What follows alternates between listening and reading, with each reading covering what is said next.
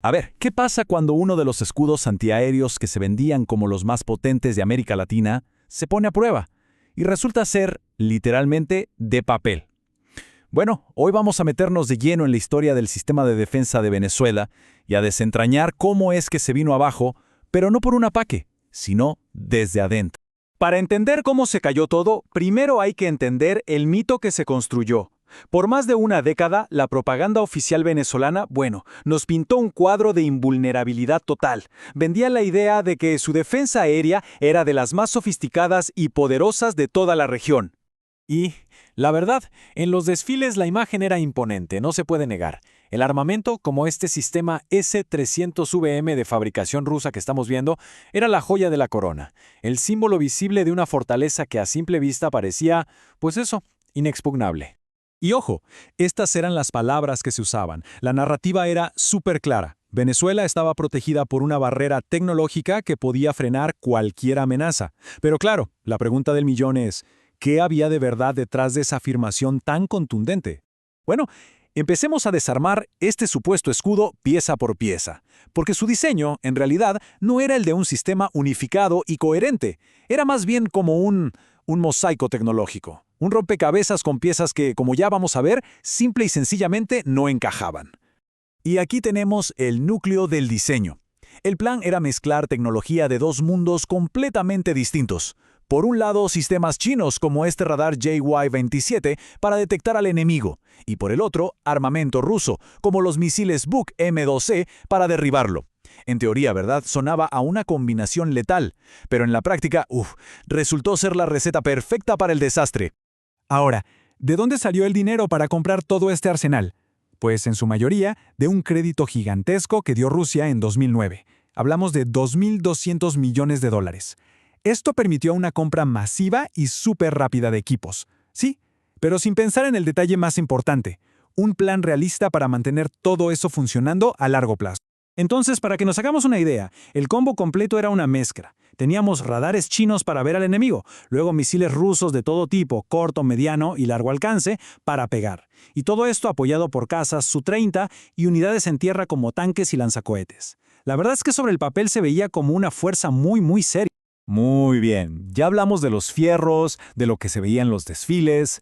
Ahora vamos a meternos en las grietas, en las fallas internas. Porque el verdadero colapso de este sistema no vino de una amenaza de afuera, para nada. Vino de una desintegración que se cocinó lentamente desde adentro. Y miren este número, porque es clave para entender la escala del problema: 60%. Sí, se estima que el 60% de todo el sistema de defensa estaba simplemente fuera de servicio.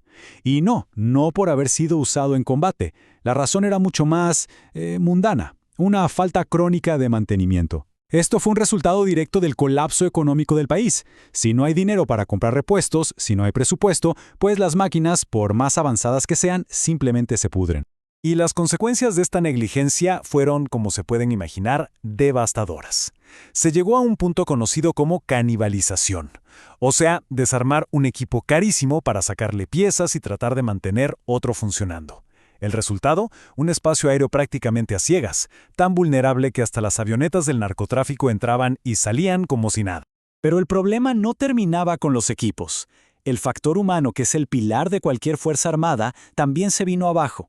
En medio de la crisis y la fuga de cerebros que vivió el país, los técnicos, ingenieros y operadores de radar que habían sido entrenados simplemente se fueron, desertaron, dejaron equipos de miles de millones de dólares en manos de gente que, lamentablemente, no tenía la capacitación para operarlos. Y todo esto nos lleva a lo que fue, quizás, la bomba de tiempo tecnológica que estaba en el mismísimo corazón del sistema. Una incompatibilidad, pero fundamental, entre sus piezas clave. Hablemos del CODAI, que son las siglas del Comando de Defensa Aeroespacial Integral. Pensemos en el CODAI como el cerebro, que debía conectar todo. Su trabajo era tomar la información de los radares, pasarla a los sistemas de misiles y coordinar a los aviones. Era el centro nervioso que debía hacer que todo funcionara como una sola máquina bien aceitada. Miren, el proceso de cualquier sistema de defensa aérea moderno es en concepto bastante simple. Se le conoce como la cadena de intercepción. Son 3 pasos. Paso 1, detectar la amenaza. Paso 2, comunicar esa información. Y paso 3, interceptar el objetivo. Fácil, ¿no? Bueno, pues aquí es donde todo se rompe. Imaginen esto. Los ojos del sistema, que eran los radares chinos, veían las amenazas perfectamente. El problema es que no podían hablar con los puños, que eran los misiles rusos. ¿Por qué? Porque el software y los protocolos de comunicación eran totalmente diferentes. Era como si hablaran idiomas distintos. La información vital o no llegaba o llegaba demasiado tarde. La cadena estaba rota justo en el medio. Y fue este sistema, ya completamente fracturado por dentro, el que tuvo que enfrentarse a una operación militar de Estados Unidos. Una operación que en realidad no tuvo que esforzarse en derrotar al escudo, porque lo único que hizo fue exponer que ya estaba en ruinas. Para que tengan una idea de la escala, la fuerza que se desplegó fue de unas 150 aeronaves. Y no hablamos solo de cazas, sino de una mezcla que incluía aviones de guerra electrónica, helicópteros y drones. Y lo interesante es que las tácticas que usaron estaban diseñadas específicamente para explotar las debilidades que ya hemos comentado. La guerra electrónica se usó para cegar a los pocos radares que todavía funcionaban. Luego, con ataques de supresión de defensa, se dedicaron a cazar y destruir cualquier cosa que emitiera una señal. Y para rematar, bombardearon pistas de aterrizaje clave, como la de la base de la Carlota, para asegurarse de que no hubiera ninguna posibilidad de respuesta por aire. Así que, si lo vemos en retrospectiva, el colapso no fue por una sola cosa, fue de verdad una tormenta perfecta. Primero, la negligencia estructural por la crisis económica, que se comió al sistema desde adentro. Segundo, el colapso del capital humano, porque la gente más capacitada se fue.